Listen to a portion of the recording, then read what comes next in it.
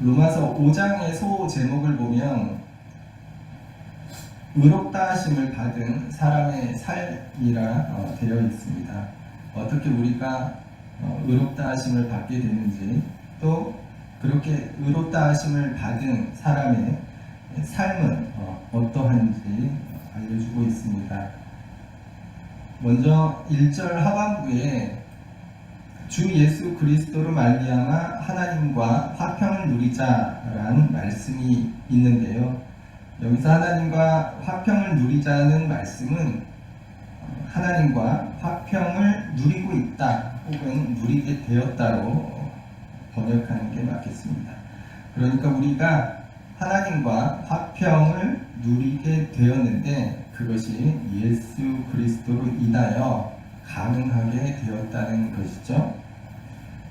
창세기에 따르면 사람은 본래 하나님과 에덴에서 살았습니다.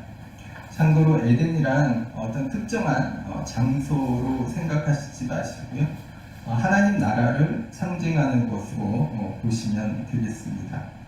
그런데 그곳에서 하나님과 잘 살던 사람이 죄를 지음으로 에덴, 곧 하나님 나라에서 추방됩니다. 왜냐하면 하나님은 죄가 없으신 분이신데 죄를 지은 사람이 하나님과 함께 살 수 없었기 때문이죠. 창세기는 이렇게 하나님과 사람이 어긋나게 된 이유에 대해 사람의 죄 때문이라 밝히고 있습니다. 그래서 이 죄의 문제를 해결해야만 우리는 다시 하나님과 화해할 수 있게 되는데요. 구약에서는 이 죄 문제를 해결하기 위해 제사와 율법을 주셨습니다. 제사를 통해 죄를 용서받고 율법을 통해 죄를 짓지 않도록 하신 겁니다. 그러나 사람들은 하나님이 주신 율법을 왜곡했고 제사는 형식적이고 또 위선적인 것으로 드려지게 됩니다. 그래도 하나님은 사람을 포기하실 수 없으셨죠. 그래서 결국 자기의 독생자를 우리의 대속 제물인 어린 양으로 이 땅에 보내십니다. 예수님은 그렇게 이 땅으로 오셔서 우리의 죄를 짊어진 어린 양으로 십자가에서 드려집니다. 이제 예수님으로 인해 우리는 다시 짐승으로 드리는 제사를 드릴 필요가 없어졌죠. 이제는 그 예수가 하나님의 아들이심을, 그리스도이심을, 우리의 주님이심을 믿는 그 믿음만으로 구원받게 되었습니다. 그래서 우리는 이제 우리의 죄를 위한 제사가 아니라 예수를 믿어 구원받게 된 것에 대한 감사의 예배를 드리는 것입니다. 1절에서 우리가 믿음으로 의롭다 하심을 받았다는 것이 또 예수 그리스도로 말미암아 하나님과 화평케 되었다는 것이 이것입니다. 예수 그리스도가 우리의 죄를 대신 짊어지고 죽으셨고 이제 우리는 그 예수를 믿어 우리의 죄에서 벗어나고 의롭게 되었습니다. 그렇게 죄에서 벗어난 우리는 다시 하나님과 어그러졌던 관계가 회복되고 하나님과 화평을 누리게 된 것입니다. 2절도 같은 맥락인데요. 2절 또한 그로 말미암아 우리가 믿음으로 서 있는 이 은혜에 들어감을 얻었으며 이는 예수님으로 인해 이 은혜 곧 믿음으로 죄인에서 의롭다 하심을 받게 된 현재 상태에 들어오게 되었다는 것입니다. 또 2절 하반부에 하나님의 영광을 바라고 즐거워하느니라. 이 말씀은 예수님을 통해 하나님의 영광, 곧 하나님의 구원을 바라보고 그 구원으로 인해 기뻐할 수 있게 되었다 말씀하는 것이죠. 이렇게 본문 1절과 2절은 믿음으로 의롭다함을 받게 되는 것에 관한 말씀입니다. 이것을 이신칭의 혹은 이신득이라고 합니다. 바울이 이러한 이신칭의 이유에 대해 로마서 4장 바로 전장입니다. 4장에서 아브라함을 통해 밝히고 있는데요. 로마서 4장 2절과 3절 말씀을 보겠습니다. 한 장 넘기시면 4장 말씀이 있을 거예요. 만일 아브라함이 행위로서 의롭다 하심을 받았으면 자랑할 것이 있으려니와 하나님 앞에서는 없느니라. 성경이 무엇을 말하느냐? 아브라함이 하나님을 믿음에 그것이 그에게 의로 여겨진 바 되었느니라. 2절은 아브라함이 행위로서 의롭다함을 받은 것이 아니라는 말씀이죠. 그렇다면 하나님은 왜 아브라함을 의롭게 여기셨을까? 그게 3절 말씀인데요. 3절에 보면 아브라함이 하나님을 믿음에, 하나님이 아브라함을 의롭게 여기신 이유는 아브라함이 하나님을 위해 했던 어떤 그의 행적 혹은 어떤 그의 행함이 아니라 아브라함이 하나님을 믿었기 때문입니다. 아브라함의 행위가 아니라 그가 하나님을 믿었던 그 믿음을 보시고 아브라함을 의롭다 하신 것처럼 우리는 예수님을 믿음으로 역시 의롭다함을 받게 된다는 것입니다. 이렇게 우리의 어떤 행위가 아니라 예수를 그리스도로 주로 고백하고 믿는 믿음으로 사람이 의롭게 되는 것이 이신칭의인데요. 여기서 우리가 생각해 볼 것은 그렇다면 믿기만 하면 되는 걸까? 그렇다면 그 믿음은 어떤 것일까 하는 것입니다. 우리가 이신칭의를 언뜻 생각해 볼 때 행위는 중요하지 않고 믿음만이 중요한 것 같습니다. 그리고 그 믿음이란 눈에 보이는 것이 아니라 마치 우리의 내면에 있는 것 같아요. 그러나 사실 믿음이란 행위를 전제로 하는 것입니다. 행위로 나타나지 않는 믿음이란 정말 믿는다고 할 수 없는 거겠죠. 창세기 15장에서요, 하나님이 아브라함에게 그의 믿음을 보시고 아브라함을 의롭다고 하셨어요. 그런데 22장에서 하나님은 아브라함에게 이삭을 번제로 바치라는 요구를 하십니다.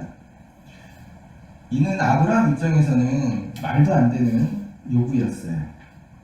세상에서 제일 나쁜 것 중에 하나가 뭔지 아십니까? 뭘 것 같아요? 예, 줬다 빼는 겁니다. 네. 이삭은요, 하나님이 아브라함에게 약속하신 자식이에요. 아브라함이 먼저 자식을 달라고 한 적이 없거든요. 하나님이 먼저 주신다고 했어요. 사라는 생리가 끊어진 지 오래였기 때문에 자식에 대한 기대를 전혀 할 수 없었죠. 그런데 하나님이 먼저 자식을 주신다고 하셨고 주셨어요. 그것도 아브라함이 100세, 사라의 나이는 90세. 그런데 하나님이 주셔놓고 이제 와서 번제로 그 아들을 바치라 말씀하는 겁니다. 이게 말이 됩니까? 여러분, 번제가 어떤 건지 아세요? 옛날 말로 닭도리탕. 배고프신가요? 네. 닭을 여기저기 먹기 좋게 토막 내서 만드는 요리, 닭도리탕. 이제 요즘 말로는 닭볶음탕이죠. 마치 그처럼 가죽을 벗기고 토막토막 내서 불로 태우는 거예요. 그게 번제입니다. 짐승도 아니고 자기 자식을, 그것도 100세의 가정, 그 눈에 넣어도 안 아픈 그 사랑하는 아들 이삭을 그렇게 번제로 바치라는 겁니다. 그런데 아브라함이요, 이삭을 번제로 드리러 그를 데리고 산으로 올라가요. 이삭에게 번제에 쓸 장작을 짊어지게 하고 아브라함과 이삭이 그렇게 산에 오릅니다. 그리고 이삭이 물어요. 아버지, 번제를 드릴 불과 나무는 있는데 번제할 어린 양은 어디 있습니까? 네. 아브라함이 대답합니다. 내 아들아, 번제할 어린 양은 하나님이 자기를 위해 친히 준비하실 거야. 자, 과연 아브라함이 이 말이 사실이었을까요? 참이었을까요? 하나님이 자기 자식 이삭이 아니라 번제할 다른 짐승을 준비하셨을 거란 그 믿음이, 자, 중요한 것은요, 아브라함이 이삭을 번제로 드리기 위해 칼을 빼들어 자식을 향해 내리치려 했다는 것이죠. 그 순간 이삭을 향해 칼을 내리치려는 그 순간 하나님이 아브라함을 막으십니다. 창세기 22장 12절 말씀인데요. 제가 읽겠습니다. 사자가 이르시되 그 아이에게 내 손을 대지 말라. 그에게 아무 일도 하지 말라. 내가 내 아들 내 독자까지도 내게 아끼지 아니하였으니 내가 이제야 내가 하나님을 경외하는 줄 아노라. 여러분, 이 이야기는요, 오해 없으시길 바랍니다.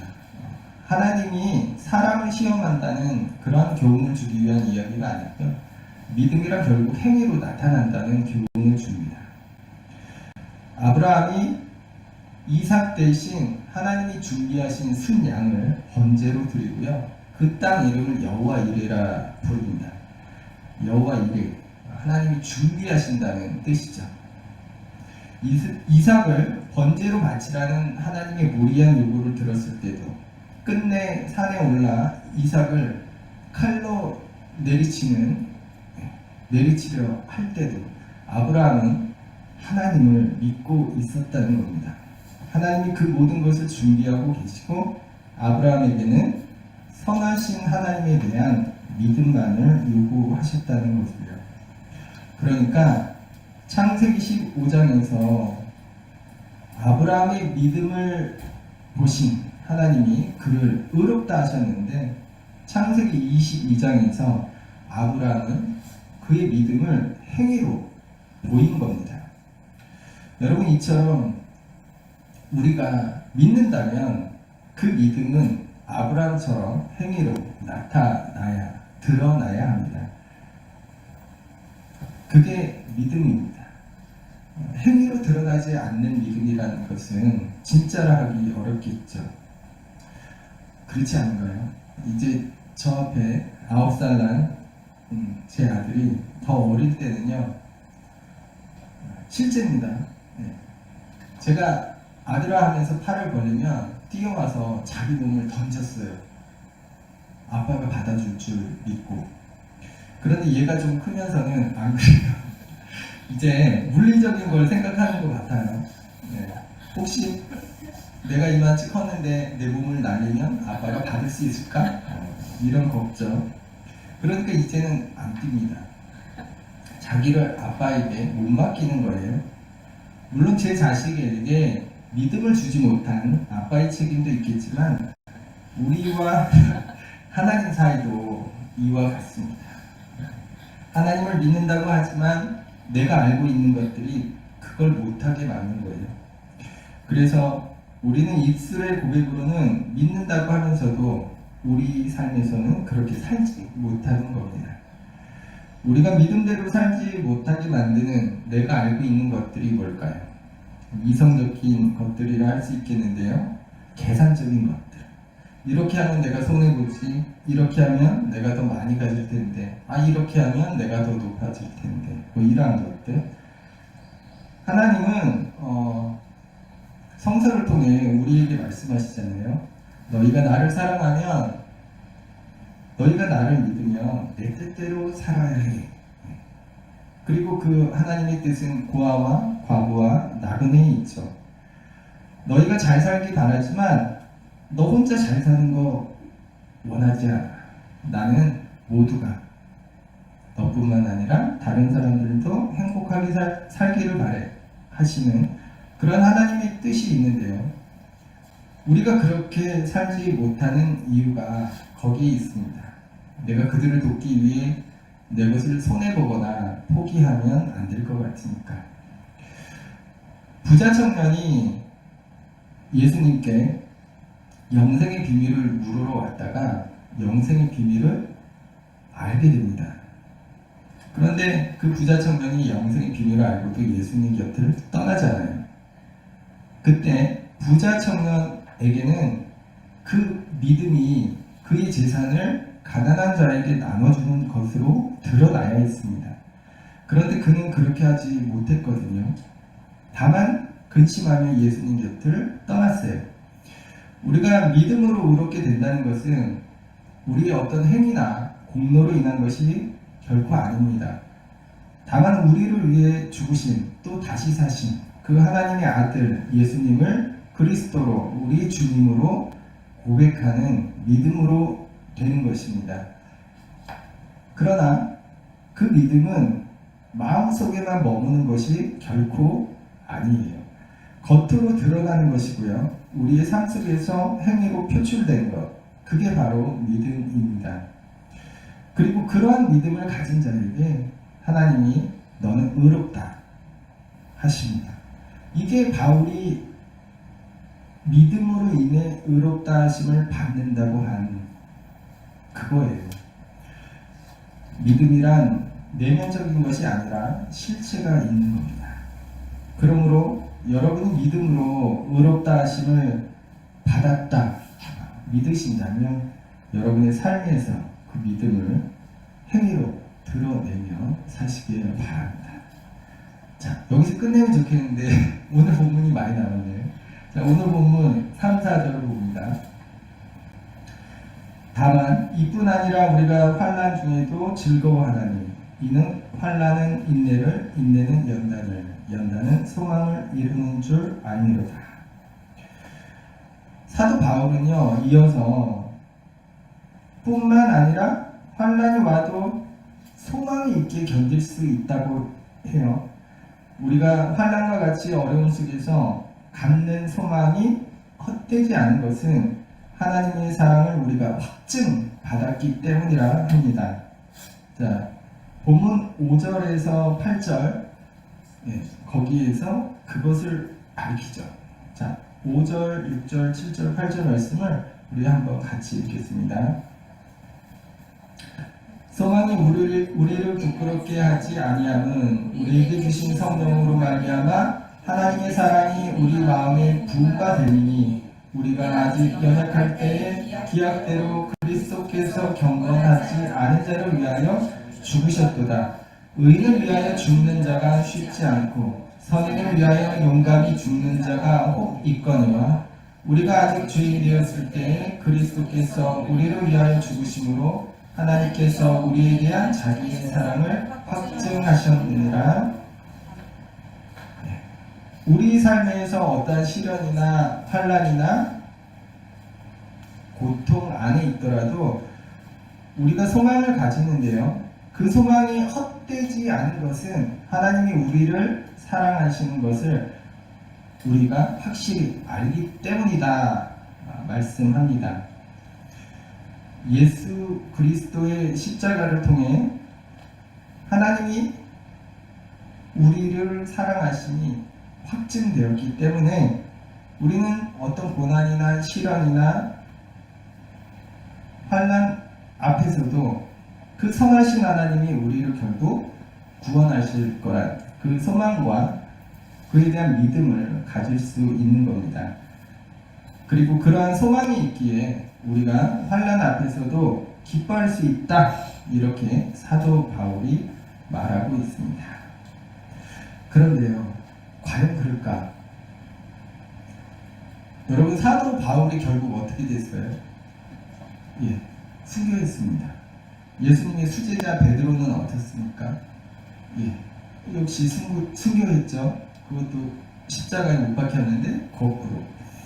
그렇다면 사도 바울이 말하는 소망이라는 건 뭘까? 소망은 좋은 것인데 지금 사도 바울이 얘기하고 있는 소망은 우리가 바라고 원하는 그것들과는 멀어 보여요. 그렇지 않은가요? 만약에 사도 바울이 말하는 소망이라는 게 우리가 바라는 그것과 같은 것이라면 바울의 말로가 그렇게 끝나지 않았겠죠. 얘기가 이상한가요? 여러분, 예수 왜 믿죠? 우리가 예수를 믿는 이유가 무엇입니까? 우리가 예수를 믿어 얻기를 바라는 게 뭐죠? 예수님은 왜 이 땅에 오셔서 십자가에 못 박히시고 죽으셨을까요? 그게 우리가 원하는 부와 성공과 건강과 같은 것들을 채워주시기 위해서일까요? 아니겠죠. 그런데 왜 그런 것으로 우리는 예수를 믿으려 할까? 우리는 왜 그것에만 우리의 소망을 두는 것일까? 하나님은요, 우리를 향한 당신의 사랑을 예수를 통해 확증시키셨어요. 이제 우리는 그 예수를 하나님의 아들로, 그리스도로 고백하는 믿음으로 죄인에서 의롭다 하심을 받게 되었습니다. 이제 우리는 예수님을 통해서 하나님의 영광, 곧 하나님의 구원을 바라보며 그 구원으로 인해 기쁨을 누리는 그러한 상태에 머물게 되었어요. 그리고 이게 우리가 예수 믿는 단 하나의 이유입니다. 우리의 구원. 제가 이제 잘 아시겠지만 부교육자들은 이렇게 막 돌아다니잖아요. 그래서 전 돌아다니면서 습관이 하나 있었는데 뭐냐면 똑같은 설교를 첫 설교 때 하는 거예요. 주는 나의 목자신이라는 설교를 항상 했어요. 첫 시간에. 그 설교의 마지막 부분 예화인데요. 들어보시기 바랍니다. 토요일 오후에 주보를 제작하는 인쇄소에서 목사님께 전화가 왔어요. 목사님, 주일 예배 설교 제목이 빠져 있어요. 설교 제목 알려주세요. 네. 목사님은 이제 대답하죠. 예, 저기 제목은 주는 나의 목자신입니다. 근데 이 목사님이 평소에 설교 제목을 아주 길게 하셨대요. 그래서 인쇄소 직원이 이건 너무 짧다. 그래서 이제 다시 확인차 이제 묻습니다. 그것뿐입니까? 네, 그것이면 충분합니다. 네. 다음날 아침에 목사님이 설교를 하시려고, 물론 이제 말은 안 되죠. 그 전에 주보를 보셨을 건데 이 예화에서는 그래요. 그래서 아마 이게 만들어진 것 같아요. 네, 어쨌든 다음날 아침 목사님이 준비한 설교를 하기 위해 강단에 올라서서 이제 주보를 이렇게 탁 봅니다. 근데 제목이 있는데 이렇게 써 있는 거예요. 주는 나의 목자시니 네, 그것이면 충분합니다. 이제 이 목사님이 어딘가에 큰 충격을 받은 것처럼 이 제목을 몇 번씩 이제 되풀이를 합니다. 예배는 안 드리고 계속 제목만. 그런데 결국 눈물이 흘러서 그 예배 자리가 온통 눈물바다가 됐다고 해요. 주는 나의 목자시니 네, 그것이면 충분합니다. 자, 여러분, 하나님은 우리를 위해서 자기 독생자를 내어주셨어요. 우리는 그렇게 십자가에서 우리에게 내어준 바 대신 예수를 통해 하나님의 놀라운 사랑을 확증받았습니다. 그리고 그 놀라운 하나님의 사랑, 곧 예수 그리스도를 믿음으로 구원받게 되었어요. 이거면 충분한 것 아닐까요? 그러므로 우리의 소망을 땅에 두지 말고 하늘에 두면 좋겠습니다. 우리가 우리의 소망을 땅에 둘 때는요, 우리는 늘 무너지고 채울 수 없는 공허함과 마주할 수밖에 없습니다. 그러나 우리의 소망을 하늘에 둘 때 우리가 있어도 없어도 건강하더라도 그렇지 못하더라도 우리는 하나님 안에서 평안을 누릴 수 있게 됩니다. 자, 말씀을 마치겠습니다. 우리는 하나님의 크신 사랑, 곧 예수 그리스도를 통해 우리를 향하신 하나님의 사랑을 확증받았습니다. 이제 우리는 그 사랑을 믿어 구원받게 되었어요. 그렇게 믿음으로 의롭다 하심을 받게 된 사람은 그 소망 역시 하나님께 두는 것입니다. 비록 우리 삶이 어렵더라도 그 하늘 소망의 믿음을 끝까지 부여잡고 살아가는 우리가 되면 좋겠습니다.